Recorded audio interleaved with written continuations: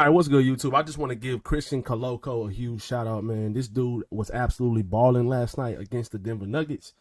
Last night he had 19 minutes. I think he had 20 minutes. He had 8 points, 7 rebounds, 2 assists. He was a plus 13. He had the highest plus minus on the entire team last night. I want to give him credit, guys. And moving forward, man, I really do believe that he should be the starting, or not the starting center, but the backup center behind Jackson Hayes whenever he gets healthy. I think Alex Lynn and Cam Reddish, I think you should just cut those guys. And I think you should convert Jordan Goodwin and Christian Koloko to full-time contracts. I think both of these guys are just much better players. Much better players. They fit what you want to do a lot better. And Christian Koloko's length and his ability to be a lob threat is absolutely vital to this team. Now, he is like kind of on the smaller side. You know, he lacks some size. When it comes to his weight and stuff like that.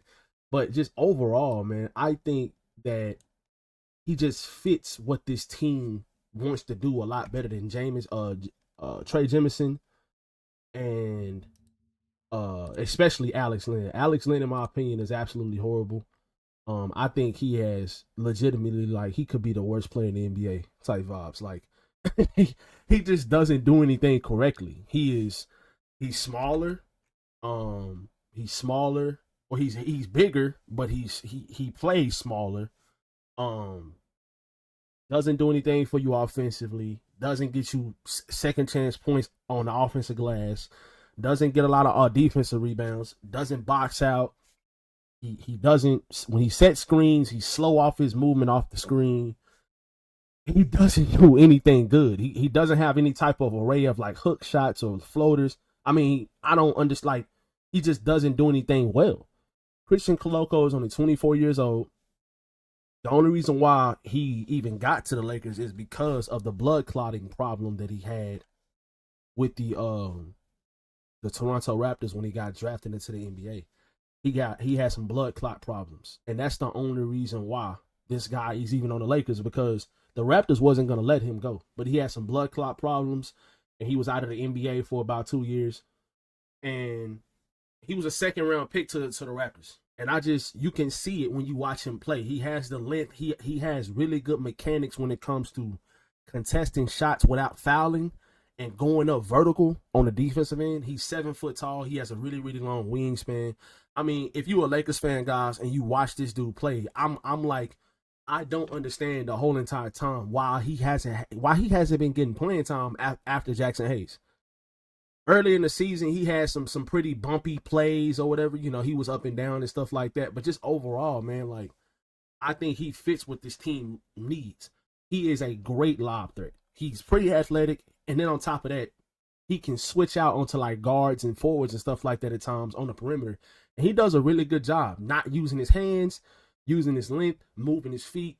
And those are the type of things that you need. Now, will he get a lot of playing time in the postseason? Probably not. But right now, moving forward for the rest of the season, he can definitely fill in at times and give you 12 to maybe 15 minutes a night and get you, 8 to 10 points.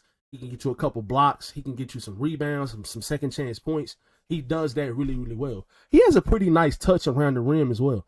And then last night in the Denver game, he made some really good passes out of the double team. When he set the screen, he would roll. He would be in the middle of the court. He catch the ball from the ball handler, Austin Reeves, Dalton Connect, whoever. He would catch the ball and he would throw really good passes to the corners. He made really good reads. He made really good on time, on target passes. Those type of things matter in our offense, because Luka is going to be getting double teamed and blitzed. Austin is going to be getting double teamed and blitzed at times, and so is LeBron when they run pick and roll. You need guys that can make plays out of the double team. He does this really, really well. Now, is he going to score 10 points a night? Probably not. But it's not going to matter that much for this team. You need guys that can fit the role of, can you make plays out of the double team and on the offensive end? Can you get us some second chance points? Can you play good defense? Can you get us some rebounds? Can you play without fouling? And these things matter. I think Christian Koloko is really good at that. I've been liking him all year.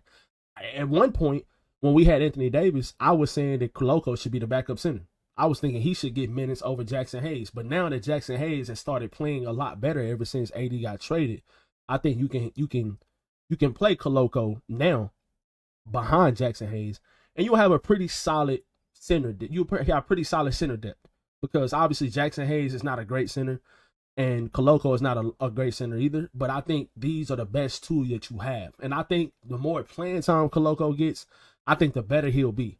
So these last 15 games or whatever that the Lakers have, guys, I really do believe that he should be getting some playing time in these last couple of games. Now moving forward, guys, well, let's see the Lakers. Our schedule. Our schedule moving forward.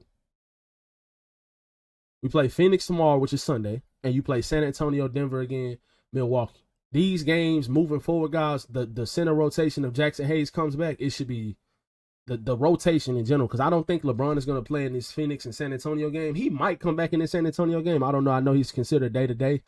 I think Rui and Jackson are closer than LeBron is. According to JJ Redick, he said all three of those guys should be coming back pretty soon. Gabe Vincent and Dorian Finney-Smith and Luka all should be playing in this game on Sunday as well. I think you got a really good chance to win this game against Phoenix. I know Phoenix is in the 11th spot right now in the West, but Phoenix is still an extremely talented team. This is not a team that you can just take for granted.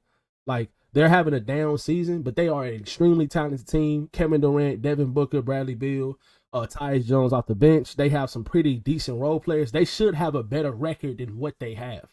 And I know people say you are what your record says you are. I don't believe that about this team.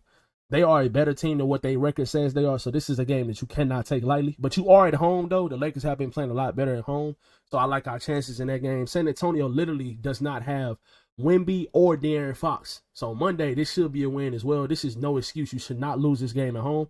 I really want to play against Denver again. The stuff that Russell Westbrook was talking last night, he was knocking down some shots, pointing at people. When he got the steal at the end of the game, he dunked the ball, looked at the Lakers bench. I'm like, bro, I don't understand why players just have such a grudge towards the Lakers when they get traded or when they get released or whatever and go to another team. When you play like absolute trash when you were on the Lakers, those shots that Russell Westbrook was making last night, he was not making those consistently on the Lakers team. Whose fault is that? That's nobody's fault but yours. You cannot blame nobody for you not being efficient from the field, and you are a star player. You're getting paid a max contract, and you can't be efficient from the field and affect the game in a positive way. I don't understand why people say, oh, it was LeBron's fault that he didn't fit. Brother, this man just didn't play well. If he played well, they would have been fine. But it's not LeBron's fault. It's not nobody's fault that he did not play well.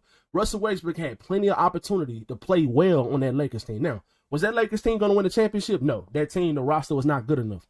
But it was plenty of games the Lakers were in the game. They should have won. And Russell Westbrook had he shot 5 of 18, 5 of 19, 6 of 21. It's plenty of nights like that he just did not affect the game in a positive way. And then he shot him out of the game.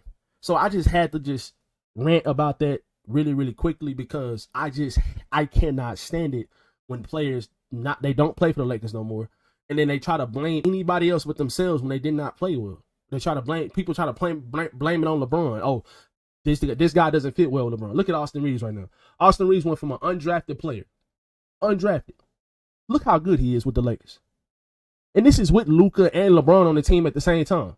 And this is with AD and LeBron on the team at the same time. Austin is still figuring out ways to be effective, be efficient from the field.